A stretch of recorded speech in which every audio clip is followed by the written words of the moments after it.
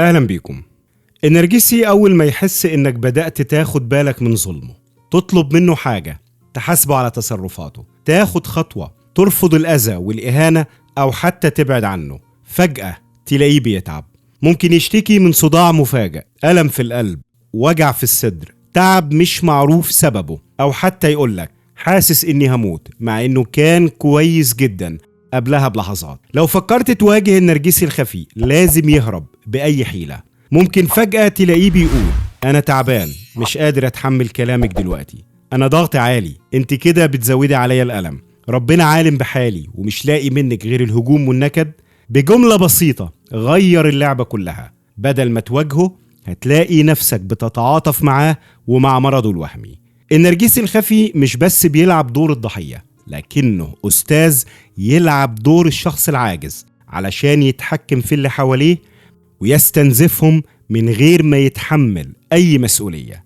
من ضمن حيل العجز عند النرجسي الخفي العجز الصحي أو الجسدي، أو بلغة بسيطة بيتمارض أو بيمثل إنه مريض علشان يفضل محور الاهتمام، يهرب من أي مواجهة أو مسؤولية بكل سهولة. تلاقيه دايما عنده مشاكل صحية أو تعبان فجأة لما ينطلب منه أي مجهود، لكنه لو عايز حاجة لنفسه بيكون تمام فجأة. تمثيل المرض عند النرجسي الخفي مش بس بيهرب بيه، لكنه سلاح نفسي خطير جدا بيسيطر بيه على الضحية. حيلة نفسية بتحافظ له على صورته يفضل محور الاهتمام والكل بيلف حواليه، وبتخليك دايما أضعف منه من غير ما تحس. بيتمارض أو يمثل المرض مش لأن جسمه تعبان، لكن لأنه نفسه تعبانة من فكرة أنه يبان ضعيف من غير ما يتحكم في المشهد. يخلق مرض في خياله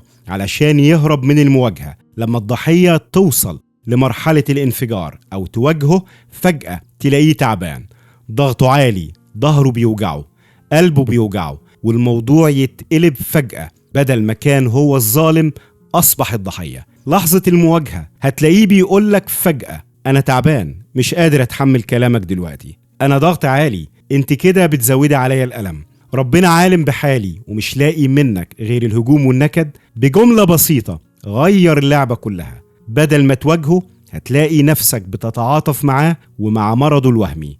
بيتمارض علشان يهرب من المواجهة. لو حاولت تفتح موضوع حساس أو تحاسبه على تصرفاته فجأة أنا حاسس بدوخة، مش قادر أكمل، قلبي بيوجعني، حاسس إني مش طبيعي. ما تستغربش لو بعد كل مرة حاولت تحط حدود تلاقيه بيتعب فجأة. مش صدفة خالص، لكنه هروب من أي موقف بيكشف حقيقته. يخنقك بالذنب ويسكتك. كل ما تفتح بقك يشتكي، كل ما تطلب حقك يتوجع، كل ما تعترض على ظلمه يسكت فجأة ويمسك قلبه وينفخ أنا قلبي بيوجعني، حرام عليكي، حاسس بدوخة، انت كده بتخلصي عليا. كأنه بيقفل النقاش أو بيسكتك بجسمه مش بلسانه. بيتلاعب بيك مش بالكلام، لكن بيتلاعب بيك بجسمه. بيمثل المرض علشان يتلاعب بمشاعرك. يمثل انه مريض او يتمارض علشان يسيطر على اللي قدامه ويتلاعب بيهم ويبتزهم عاطفيا. بيتمارض علشان يعيش دور الضحية ويتحكم في كل اللي حواليه. بدل ما تنتقديه أو تهاجميه على كل تصرفاته تلاقي نفسك من غير ما تحس بتتعاطف معاه. يخليك تحس ناحيته بالذنب، تشفق عليه وتتعاطف معاه. ما تقدرش تعامله بعدل أو تحاسبه بوضوح. يهرب من المسؤولية. أنا كنت ناوي أساعدك بس والله كنت تعبان، أنا مش قادر أتحمل المشاكل دلوقتي، صحتي مش مستحملة. كل مرة يكون عليه دور أو مسؤولية تلاقيه فجأة عيان ومش قادر. يمنعك تمشي وتسيبه، ودي أخطر نقطة. لما يحس إنك هتمشي أو بدأت تبعد أو بتقول كفاية فجأة ينهار ويقولك أنا داخل في حالة خطيرة، أنا جسمي بينهار ومش هعرف أكمل من غيرك. أو حتى يمثل إنه هيحصل له حاجة لو سبتيه، وطبعا هدفه ترجع في قرارك وتفكر إنك لو مشيت هيموت أو هيحصل له حاجة. مواقف كتير كلنا بنعيشها أو بنشوفها. لما تقول له أنا مخنوقة وعايزة أتكلم يرد يا بنتي أنا ضغط عالي، كلميني بكرة، شكلي هدخل المستشفى النهاردة. لما تطلب منه يتحمل المسؤولية يقولك أنا مش قادر أشيل نفسي، دي رجلي فيها تنميل وبطني بتقطعني. لما تواجهه بإهانة أو ظلم يرد عليك أنا أصلا مريض وإنت كمان مش مراعي ظروفي، أو حتى يلومك قدام الكل. شايفين؟ أنا مريض ومش لاقي منها غير الهجوم بدل الرحمة. في لحظة ضغط نفسي زي قرار الانفصال أو طلب واضح، فجأة أنا حاسس بدوخة، قلبي بيوجعني، أنا هشوف دكتور. وساعات يزودها، أنا ما استحملتش الكلام، حاسس بروحي بتطلع. في اللحظات الحرجة يعمل مريض وعيان. لما تطلب منه قرار تواجهه بخيانة أو كذب، تبدأ تفكر في الانفصال، فجأة أنا مش قادر أقف على رجلي، هنكمل الكلام بعدين. أو ينام من التعب أو يدخل المستشفى علشان الضغط. لما يحس إنك هتزعل أو تتكلم بعصبية يبدأ ينفخ، يسكت فجأة ويقول حاسس بتنميل في إيدي، قلبي بيوجعني، قلبي بيخبط جامد، أنا كده هموت في يوم من الأيام بسبب الكلام ده. وطبعا هتسكت واللعبة تخلص. كأنه بيهددك تسكت، بس بيهددك بصحته اللي هتنهار لو ما سكتش. ممكن كمان يخترع مرض وهمي، مرض مزمن، يحكي لك عن مشاكل في القلب أو مشاكل في القولون، كلها غير مؤكدة، وكل دكتور بيقول حاجة، لكن الحقيقة بيستخدم المرض المزمن اللي صنعه في خياله حيلة يخلي الكل يشيله على كفوف الراحة. أي تقصير أو إهانة هيكون ليها مبرر، أصل أنا تعبان، أنا مش متزن، لازم تعذروني. المرض نفسه هيستخدمه سلاح ضدك. لما تزعل ترفض طلب مساحتك الشخصية تشتكي منه، يقول للكل أنا تعبان، وهي بتزود تعبي. بتزعلني وأنا بتعالج، دي بتخليني أتعب أكتر، أنا خلاص ما بقتش قادر. الكل يشوفه ضحية ويشوفوك أناني، وانت مجرد بتحاول تنقذ نفسك من الظلم. لو اتفضح بخيانته يختفي يومين ويرجع يقولك كنت في العناية المركزة، جسمي ما استحملش اللي حصل، واللي حصل إنه اتكشف مش اتوجع. لما الدنيا بتخرب عليه بسبب أفعاله يعيط ويقول أنا بدفع تمن تعبي، ربنا بيعاقبني بمرض ملوش علاج. الأم النرجسية اللي بتقول أنا تعبانة طول الوقت مش قادرة أعمل حاجة، لو طلبت منها حاجة مش على هواها لكنها هتكون نشيطة جدا لما يكون على هواها. المرض بالنسبة للنرجسي الخفي مش ضعف، لكنه مسرحية كاملة بيمثل فيها دور البريء المظلوم وانت الظالم، هو المحتاج وانت القاسي، هو الحساس اللي ما بيستحملش وانت اللي دمك تقيل على قلبه. الغريب ان في بعض النرجسيين لو حس انه بيخسر العلاقة خلاص بتنهار او بتنتهي، يعمل عملية، يخش المستشفى، يعمل حادثة عربية بسيطة ويقول شايف اللي بيحصل لي من بعدك. مستحيل يسيبك تمشي من غير ما يديك إحساس بالذنب إنه أنت السبب في اللي حصل له، جرعة ذنب كافية إنها تدمر لك صحتك النفسية. في كل المواقف دي لو وقعت في الفخ وصدقته، بدل ما تركز في اللي وجعك تركز في وجعه هو، تحس بالذنب كأنك السبب في تعبه، تسيب حقك علشان تطمن عليه، وتفتكر إنك أناني لأنك طلبت حاجة في وقت مش مناسب.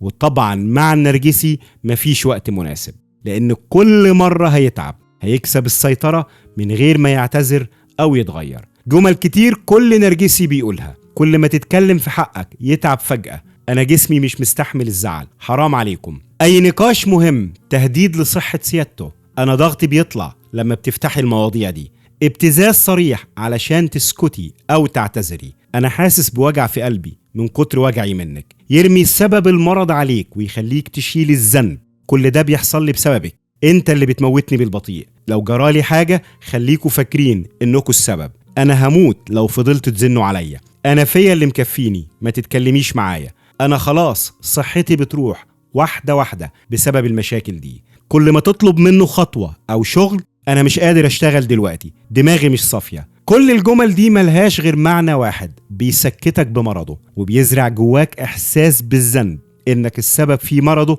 ويهرب من اي مواجهة او مسؤولية.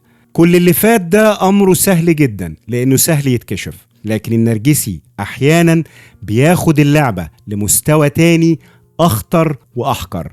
يمثل انه تعبان، مريض او مكسور، بعد ما ياخد منك تعاطف واحتواء ودعم وطبطبة بيشكرك. مستحيل طبعا.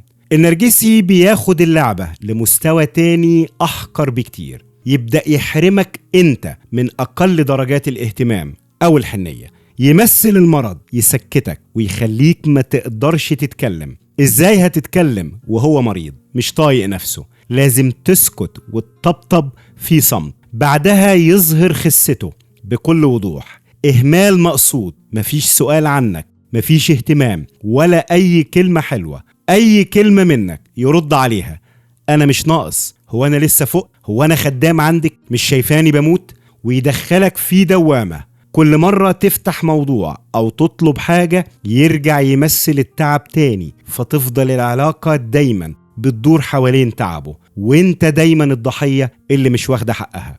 عقل النرجسي دايما كده، أي حيلة تنجح لازم يزود الجرعة. لو النرجسي مثل إنه تعبان وانت صدقته واهتميت بيه وسكت عن حقك واتنزلت عن غضبك، ساعتها من جواه بيتبرمج إن تمثيل المرض بيجيب نتيجة، يبقى لازم يكمل وكمان يعلي، يدخل مرحلة المرض المزمن الدرامي، يبقى المرض أسلوب حياته. أنا كل يوم بنام على صدري وجع، ده مش طبيعي، كل ده بسببك ومن تحت راسك، كل ده بيحصل لي بسببكم. يبدأ يلعب دور الشهيد، أنا واقف على رجلي بالعافية علشانكم، محدش حاسس بالتمن اللي بدفعه علشان البيت ده، ويبتدي يبتز كل اللي حواليه.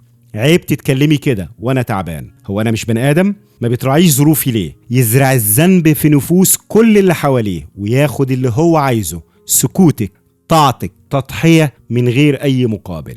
الاخطر من كده لو الحيلة نجحت مرة يبقى عنده ملف جاهز اسمه افلام المرض. كل مرة تطلبي او تواجهي يشغل الشريط القديم بنفس التمثيلية، لكن بيعلي شوية عن كل مرة فاتت. نفس اللعبة ونفس التمثيل، بس كل مرة يغير الكلام أو الطريقة علشان ما تاخدش بالك إنها تمثيلية، وتتأثر كل مرة كأنها أول مرة. مش كل مرة بيقولك أنا تعبان وخلاص، كل مرة التمثيلية بيكون فيها مشاهد مختلفة. أول مرة بسيطة وهادية، أنا تعبان ومش قادر أقوم من السرير، تحس إنه مريض فعلا.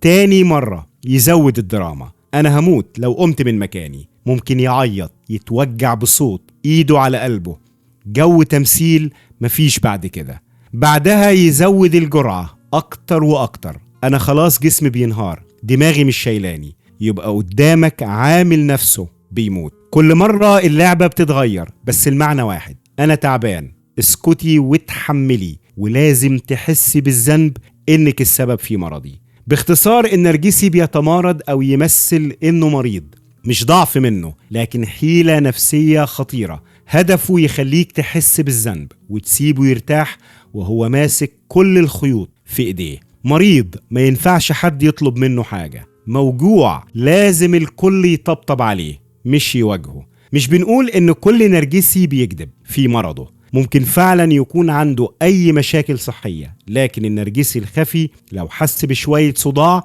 بيستغل الموقف كويس جدا، يبالغ ويستغلها بذكاء شيطاني.